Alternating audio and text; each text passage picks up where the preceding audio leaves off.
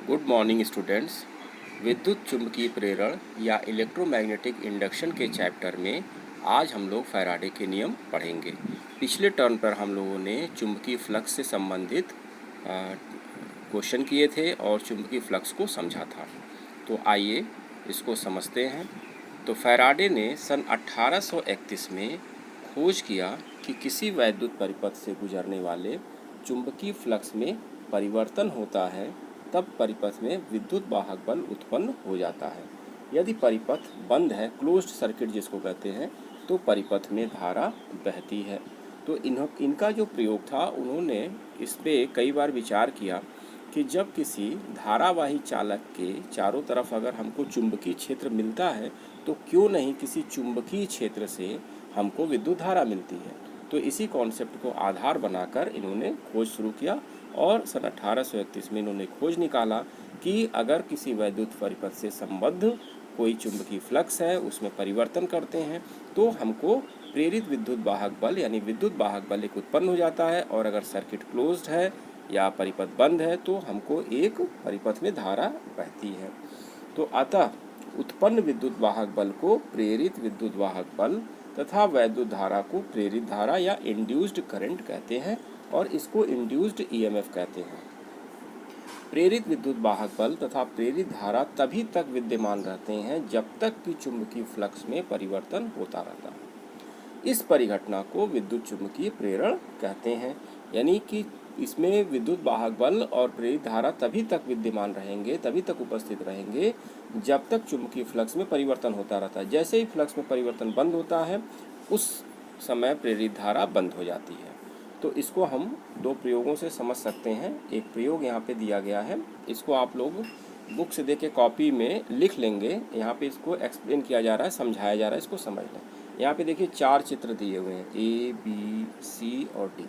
तो ए में क्या हो रहा है, किसी चुंबक का नॉर्थ पोल उत्तरी ध्रुव इस कॉइल की तरफ आ रहा है, ठीक। तो इसके आने से क्या होगा कि जो इससे निकलने वाली चुंबकीय बल रेखाएं हैं, जब इस कॉइल से लिंक होगी तो हम उसको कहेंगे चुंबकीय फ्लक्स, यानी चुंबकीय फ्लक्स वैद्युत चुंबकीय बल रेखाएं होंगी जो इसके क्षेत्रफल से लिंक होंगी। तो जब ये आ रहा है तो क्या होगा कि चुंबकीय यहाँ पे जो बल रेखाएं हैं या चुंबकीय फ्लक्स है वो बढ़ते हुए क्रम में होगा, यानी कि चुंबकीय फ्लक्स में परिवर्तन होगा। पहले कम होगा, फिर चुंबकीय फ्लक्स धीरे धीरे बढ़ने लगेगा जब हम ये इसके पास की तरफ ले आएंगे। ध्यान से समझिएगा। तो जैसे ही चुंबकीय फ्लक्स बढ़ने लगता है तो फ्लक्स में परिवर्तन होगा। तो फ्लक्स में परिवर्तन जब होगा तो यहाँ पे देखिए धारामापी में विक्षेप हुआ, यानी कि इस सर्किट में प्रेरित विद्युत वाहक बल उत्पन्न हुआ जिसके कारण प्रेरित धारा बह रही है, और धारा इसमें एक डायरेक्शन, धारामापी क्या बता रहा है कि इसमें धारा इस डायरेक्शन में बह रही है। अब बी इसका पार्ट देखिए, जैसे ही हम इस नॉर्थ पोल को इस कॉइल से दूर ले जाना शुरू करते हैं, तो जैसे ही दूर ले जाना शुरू करेंगे तो चुंबकीय फ्लक्स जो इस कॉइल से लिंक है या इससे संबद्ध है वह कम होना शुरू होता है। तो जब ये कम होना शुरू होता है तो उसमें भी परिवर्तन होगा, यानी चुंबकीय फ्लक्स पहले ज़्यादा था, फिर कम होना शुरू हुआ, फिर परिवर्तन शुरू हुआ, तो इसके कारण पुनः विद्युत वाहक बल उत्पन्न होगा और इसमें भी प्रेरित धारा बहेगी, लेकिन अब ये पहले वाले के विपरीत दिशा में बहेगी। तो इस तरह से चुंबकीय फ्लक्स यहाँ बढ़ते हुए क्रम में या घटते हुए क्रम में, मतलब कि चुंबकीय फ्लक्स में परिवर्तन होना चाहिए। अब सी समझिए, जब हम एस पोल को यानी कि दक्षिणी ध्रुव को ले आते हैं तब भी वही कार्य होगा जो यहाँ पे एन पोल में होता है, लेकिन चूंकि एस पोल का नेचर अलग है तो यहाँ पर भी प्रेरित विद्युत वाहक बल और प्रेरित धारा उत्पन्न होगी। तो एस को जब हम कॉइल की तरफ ले आएंगे तो यह चुंबकीय फ्लक्स के बढ़ते हुए क्रम से, यानी बढ़ते हुए चुंबकीय फ्लक्स से यह विद्युत वाहक बल उत्पन्न होगा जिसके कारण इसमें प्रेरित धारा होगी, और यह प्रेरित धारा या धारामापी यहाँ पे देखिए डिफ्लेक्शन बता रहा है, लेकिन यह डिफ्लेक्शन और यह डिफ्लेक्शन देखिए सेम है, ठीक। तो एस पोल को ले आने में हमें विद्युत धारा मिली जिसको हम प्रेरित धारा कहते हैं। पुनः जब हम एस पोल को दूर ले जाते हैं तो चुंबकीय फ्लक्स में परिवर्तन होता है, यानी अब यह घटते हुए क्रम में चुंबकीय फ्लक्स यहाँ पे परिवर्तित होगा जिसके कारण पुनः हमें एक प्रेरित धारा मिलेगी जिसका एक डायरेक्शन होगा। अब यहाँ डायरेक्शन के रूप में देखिए केसेस 4 हैं लेकिन डायरेक्शन केवल 2 है, या तो लेफ्ट साइड या राइट साइड, धारामापी 2 बता रहा है। तो इससे हमको क्या निष्कर्ष निकलता है, अब आप ए और डी को देखिए, यानी नॉर्थ पोल को चुंबकीय नॉर्थ पोल को या इस उत्तरी ध्रुव को जब हम कॉइल की तरफ ले आते हैं या साउथ पोल को हम कॉइल से दूर ले जाते हैं तो डायरेक्शन एक होगा, ठीक। और अगर नॉर्थ पोल को हम दूर ले जाते हैं कॉइल से या साउथ पोल को कॉइल की तरफ ले जाते हैं तो इसका अलग डायरेक्शन होगा, यानी पहले के विपरीत होगा। तो फिर से इसको एक बार समझ लीजिए कि नॉर्थ पोल को ले आने में या साउथ पोल को ले जाने में वैद्युत धारा की दिशा एक होगी। नॉर्थ पोल को ले जाने में या साउथ पोल को ले आने में धारा की दिशा एक होगी, यानी कुल मिला के इसमें धारा की दिशा परिवर्तित होती रहेगी। और इसी को आगे हम लोग एसी करंट या अल्टरनेटिंग करंट के रूप में पढ़ेंगे। तो यह एक प्रयोग था। दूसरा प्रयोग भी आसान है। यहाँ पे देखिए कि इस प्राइमरी, पी मतलब प्राइमरी है, एस मतलब सेकेंडरी है। प्राइमरी मतलब प्राथमिक और सेकेंडरी मतलब द्वितीयक। तो यहाँ पे एक कॉइल है इस तरह से और यहाँ पे बैटरी लगी हुई है या की है, सिंपल अरेंजमेंट है। दूसरे कॉइल सेकेंडरी में देखिए केवल एक धारामापी लगाया गया है। तो जैसे ही यहाँ पे स्विच ऑन करते हैं तो स्विच ऑन करने से इस कॉइल में चुंबकीय क्षेत्र उत्पन्न होगा। वह चुंबकीय क्षेत्र इस एस से लिंक होगा क्योंकि चुंबकीय बल रेखाएं ऐसे होते हुए इससे लिंक करेंगी। तो जैसे ही यह एस से लिंक करेंगी तो एस में भी फ्लक्स का परिवर्तन होगा, जिस फ्लक्स के परिवर्तन के कारण इसमें भी विक्षेप होगा क्योंकि यह क्लोज्ड सर्किट है या बंद परिपथ है। तो अब इसमें जब हमने स्विच ऑन किया तो क्या हुआ, चुंबकीय फ्लक्स बढ़ते हुए क्रम में था और परिवर्तन हुआ जिसके कारण एस में भी परिवर्तन हुआ क्योंकि यह इससे लिंक होगा और इसके कारण धारा मिली। ठीक यहाँ पे दूसरे चित्र में देखेंगे, जैसे हम स्विच को ऑफ करते हैं, जब स्विच को ऑफ करते हैं तो धारा घटते हुए क्रम में होगी। तो धारा जब घटेगी तो यहाँ पे क्या होगा, फ्लक्स में परिवर्तन पुनः पी में होगा। अब वो फ्लक्स घटते हुए क्रम में होगा, फिर यह एस के साथ लिंक होगा और एस के साथ लिंक होकर चुंबकीय फ्लक्स में जैसे ही परिवर्तन होगा यहाँ पे प्रेरित धारा बहेगी, लेकिन यह धारा पहले के विपरीत दिशा में होगी। तो इस प्रकार से इन प्रयोगों से हम समझ सकते हैं कि चुंबकीय फ्लक्स में परिवर्तन ही मुख्य कारण है प्रेरित विद्युत वाहक बल और प्रेरित विद्युत धारा को उत्पन्न करने के लिए। अब फैराडे के विद्युत चुंबकीय प्रेरण के नियम क्या हैं, तो इसको या Faraday's laws of electromagnetic induction, आइए इसको देखते हैं, पढ़ते हैं। यह बहुत ही इंपॉर्टेंट टॉपिक है, इसको आप लोग कॉपी में लिखेंगे और इसके आधार पर जो क्वेश्चन है उसको लगाएंगे। तो जब किसी परिपथ से बद्ध चुंबकीय फ्लक्स में परिवर्तन हो रहा होता है तो वैद्युत परिपथ में एक प्रेरित विद्युत वाहक बल उत्पन्न हो जाता है जिसका परिमाण प्रेरित विद्युत वाहक बल उत्पन्न हो जाता है जिसका परिमाण चुंबकीय फ्लक्स के परिवर्तन की ऋणात्मक नेगेटिव दर के बराबर होता है। इसे न्यूमैन का नियम भी कहते हैं। यदि डेल्टा टी समय अंतराल में चुंबकीय फ्लक्स में परिवर्तन डेल्टा फाई बी हो, बी का मतलब यह चुंबकीय फ्लक्स से रिलेटेड है, अगर यही फाई ई होता तो यह वैद्युत फ्लक्स से रिलेटेड होता। तो चुंबकीय फ्लक्स में परिवर्तन डेल्टा फाई बी हो तो वैद्युत परिपथ में प्रेरित विद्युत वाहक बल क्या होगा, E is equal to minus delta phi B upon delta t. यानी delta phi B upon delta t का मतलब कि चुंबकीय फ्लक्स में परिवर्तन, डेल्टा टी का मतलब कि दर यानी समय दर, निगेटिव यानी ये इसके निगेटिव के समानुपाती होता है। अब यहाँ पे डेल्टा टी यदि टेंड्स टू जीरो, अभी इस निगेटिव को हम लोग समझेंगे, यह लेंज के नियम से आता है क्यों निगेटिव है, यानी कि यह प्रेरित विद्युत वाहक बल इस प्रकार होता है कि यह उस कारण का विरोध करता है जिससे उत्पन्न होता है, यानी कि फ्लक्स के परिवर्तन का विरोध करता है। तो इसको हम लोग समझेंगे अभी। तो यदि delta T tends to zero हो तो हम इसको लिखते हैं minus limit delta T tends to zero delta phi B upon delta T, और यह minus D phi B upon D T के बराबर होता है।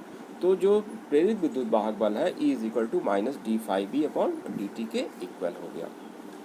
अगर यहाँ पे n टर्न्स है तो हम इसमें n से गुणा कर देते हैं। अब आइए ऋणात्मक चिन्ह यह प्रदर्शित करता है कि प्रेरित विद्युत वाहक बल सदैव फ्लक्स परिवर्तन का विरोध करता है। क्यों विरोध करता है इसको हम लोग आगे लेंस के नियम में समझेंगे। प्रेरित विद्युत वाहक बल E का मात्रक वोल्ट होगा यदि डी फाई वेबर में तथा डेल्टा टी सेकंड में हो, यानी कि अगर फाई फ्लक्स जिसका हम लोग मात्रक पढ़े थे वेबर हो और यह सेकंड में हो तो यह वोल्ट में होगा। द्वितीय नियम क्या है, यही उस निगेटिव साइन को एक्सप्लेन करेगा। किसी परिपथ में प्रेरित विद्युत वाहक बल अथवा प्रेरित धारा की दिशा सदैव ऐसी होती है कि वह उस कारण का विरोध करती है जिससे कि स्वयं उत्पन्न होती है। इसे लेंज का नियम भी कहते हैं। इसको फिर से एक बार सुने आप लोग। किसी परिपथ में प्रेरित विद्युत वाहक बल अथवा प्रेरित धारा की दिशा सदैव ऐसी होती है कि वह उस कारण का विरोध करती है जिससे कि स्वयं उत्पन्न होती है। इसे लेंज का नियम भी कहते हैं। यानी कि अब इसमें समझिए कि यह क्यों विरोध करती है और इसका कारण क्या है, इसी कारण हम लोग निगेटिव लेते हैं। तो यहाँ पे आइए इसको देख के समझिए कि जैसे ही फ्लक्स यानी कि किसी चुंबक को जब हम ले आते हैं फ्लक्स के सामने किसी कॉइल के सामने, तो कॉइल में क्या होता है कि एक प्रेरित विद्युत वाहक बल उत्पन्न होता है। उस प्रेरित विद्युत वाहक बल से प्रेरित धारा उत्पन्न होती है। उस धारा के उत्पन्न होने से वह भी चुंबक की तरह से व्यवहार करने लगता है और उसमें धारा की दिशा इस प्रकार होती है कि वह उसका सिरा उस चुंबक के सिरे की तरह से व्यवहार करता है। अर्थात अगर हम एन पोल ले आते हैं तो उसके एंड पर एन पोल उत्पन्न हो जाता है, जिसके लिए हम पुनः प्रयोग संख्या 1 पर चलते हैं। आइए इस लेंज के नियम को समझते हैं। यहाँ से देखिए, यह पहला, जैसे ही हम एन को यहाँ पे ले आएंगे तो यहाँ पे प्रेरित धारा की दिशा ऐसी होगी जिसको कि हम एंटी क्लॉकवाइज कह सकते हैं, जिसके कारण इस सिरे पर एन पोल उत्पन्न हो जाएगा। तो एन पोल उत्पन्न होते ही ये क्या करेगा, इस बढ़ते हुए चुंबकीय फ्लक्स का यह विरोध करना शुरू करेगा। तो विरोध करना शुरू करेगा और इस तरह से यहाँ पे हम कह सकते हैं कि यह प्रेरित विद्युत वाहक बल बढ़ते हुए चुंबकीय फ्लक्स का विरोध करता है। इस प्रकार यह उत्पन्न होता है। अब जैसे ही एस एन को दूर ले जाएंगे, देखिए यहाँ पे यानी डिक्रीजिंग फ्लक्स होगा, घटते हुए क्रम में फ्लक्स होगा, तुरंत यहाँ पे एस पोल उत्पन्न हो जाएगा। एस पोल क्या करेगा, इसको स्ट्रेंथन या इसको बढ़ाने की कोशिश करेगा, यानी फ्लक्स को बढ़ाने की कोशिश करेगा। यहाँ पे क्या होगा कि जैसे ही यह पास में आएगा बढ़ते हुए फ्लक्स से, तो फ्लक्स को घटाने की कोशिश करेगा, यानी उसको अपोज करेगा या निगेटिव उसको बताएगा, यानी निगेटिव बिहेवियर शो करेगा। तो बढ़ते हुए अगर फ्लक्स से है तो यह उस फ्लक्स को घटाने का कार्य करेगा। कैसे घटाएगा, जबकि यहाँ पे सेम पोल उत्पन्न हो जा रहा है। ठीक इसी प्रकार जब एन घटते हुए फ्लक्स से यहाँ पे उत्पन्न हो रहा है तो यहाँ पे एस पोल उत्पन्न हो जाएगा, जो इसको बढ़ाने की कोशिश करेगा, यानी अपनी तरफ खींचने की कोशिश करेगा। ठीक यही कंडीशन या सिचुएशन एस पोल के लिए, कि जब हम एस पोल को यहाँ पे ले आएंगे तो इसमें धारा की दिशा इस प्रकार होगी, जिसको हम क्लॉकवाइज कह सकते हैं, दक्षिणावर्त। वह क्या करेगा, यहाँ पे एस पोल को उत्पन्न कर देगा, जिसके कारण क्या होगा कि यह इसको अपोज करेगा। ठीक उसी तरह से जैसे ही एस पोल को हम ले जाएंगे, यहाँ पे एन पोल क्रिएट हो जाएगा, जो इसको बढ़ाने की कोशिश करेगा। तो लेंस के नियम को हम इस प्रकार से समझ सकते हैं कि यह उस कारण का विरोध करता है जिससे स्वयं उत्पन्न होता है। तो अब इसको एक बार फिर से पढ़ लीजिए कि किसी परिपथ में प्रेरित विद्युत वाहक बल अथवा प्रेरित धारा की दिशा सदैव ऐसी होती है कि वह उस कारण का विरोध करती है जिससे कि वह स्वयं उत्पन्न होती है। इसे लेंज का नियम भी कहते हैं। अब इसमें कुछ इंपॉर्टेंट पॉइंट है, उसको पढ़ लीजिए। यानी फ्लक्स परिवर्तन के कारण उत्पन्न प्रेरित विद्युत वाहक बल कुंडली के किसी निश्चित बिंदु पर उत्पन्न नहीं होता, बल्कि पूरी कुंडली में वितरित होता है। यानी किसी एक पॉइंट पे नहीं होगा, पूरी कुंडली में यह वितरित होगा या कॉइल में होगा। यदि एन फेरो वाली कुंडली से फ्लक्स परिवर्तन की दर d∅/dt है तो फैराडे के प्रथम नियम से कुंडली में प्रेरित विद्युत वाहक बल E = -N d∅/dt होगा। यदि कुंडली बंद हो, यानी यहाँ पे क्या करेंगे, हम n से गुणा कर देंगे। यदि कुंडली बंद हो यानी क्लोज्ड सर्किट हो तो इसके परिपथ का संपूर्ण प्रतिरोध R हो तो I = क्या हो जाएगा, E/R यानी -N/R d∅/dt।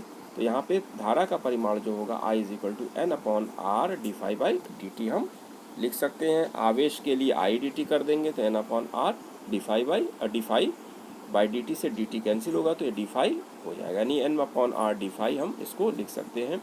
तो आज हम लोगों ने फैराडे के दोनों नियम को पढ़ा और लेंज के नियम को समझा। तो इसको आप लोग अपनी कॉपी में लिख लेंगे, नोटबुक में, और इसका अभ्यास करेंगे। आज के लिए बस इतना ही। धन्यवाद।